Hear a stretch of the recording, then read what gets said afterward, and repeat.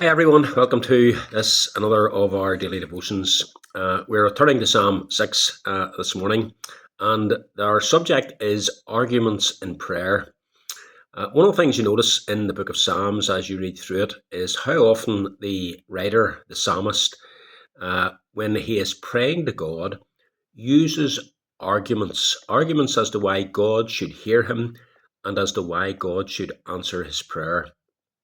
He sets before God thought out reasons as to why God should answer him. And here in Psalm 6, that's just what we have.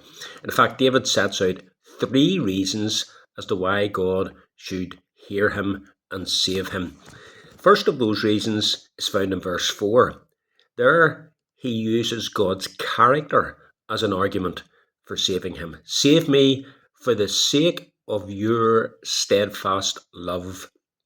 Now, that word steadfast love is the well known Hebrew word chesed, and it refers to God's covenant love.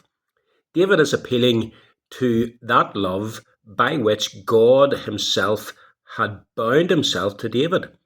That love that was part and parcel of who God is.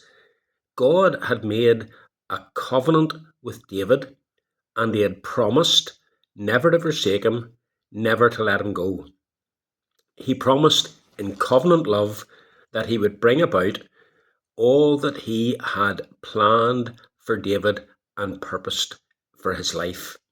And David is now appealing to the character of God in his covenant.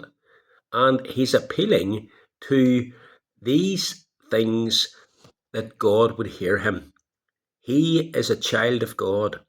He knows the relationship in which he stands to God, and he appeals to that. Dale Ralph Davis, in his little commentary on some of the Psalms, says this of Psalm 6. He says, you could paraphrase David's argument as follows: Save me, for you have pledged yourself to deal lovingly with me, and I'm holding you to your word. It's a great statement of faith by David here, a statement of his faith in God. He's resting on God's character. That's why it's so important for us to know God, to get to know him, and to know him more. The more we know God and the relationship in which we stand to God as his beloved, redeemed people, the more confident we can be when we bring our requests to God. So that's the first argument David uses: God's own character. The second argument he uses is David's own purpose.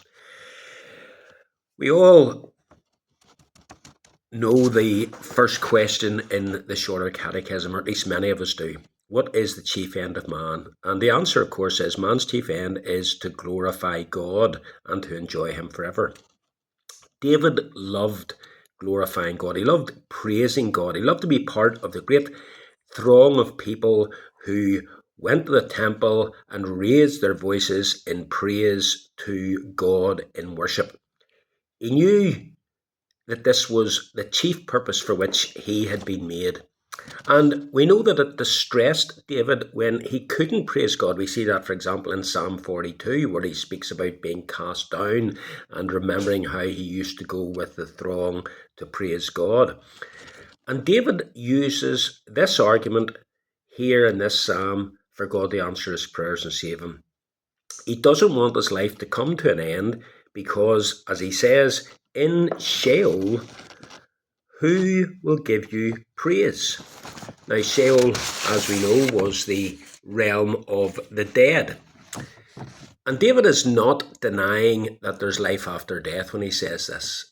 He's not, as if it were, saying that he'll never praise God again after he's dead. What he is doing is contrasting what he's able to do now in the body as a living believer with what happens when that body dies and it's put in the grave.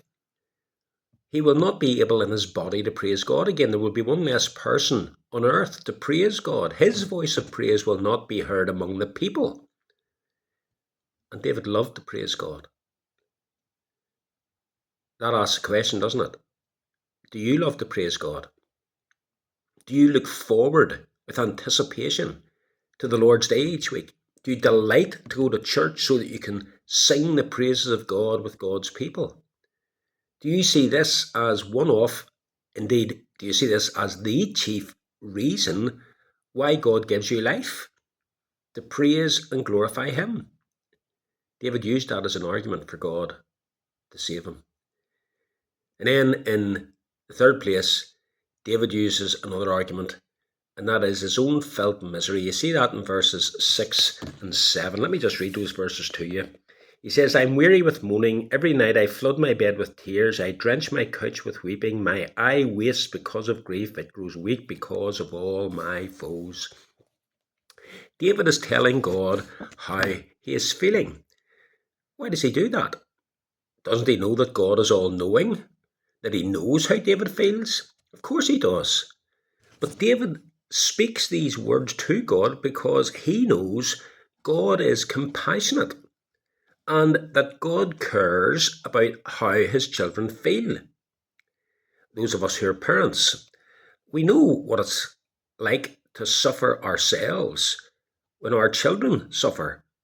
Often our children suffer as a result of their own folly or their own sin, and it brings them misery. And when that happens, we who love them dearly, we suffer. Their suffering stirs up within us a pity and a compassion, and moved with compassion, we try to do whatever we can to help them. That's what David's doing here. He's appealing to God's compassion for him.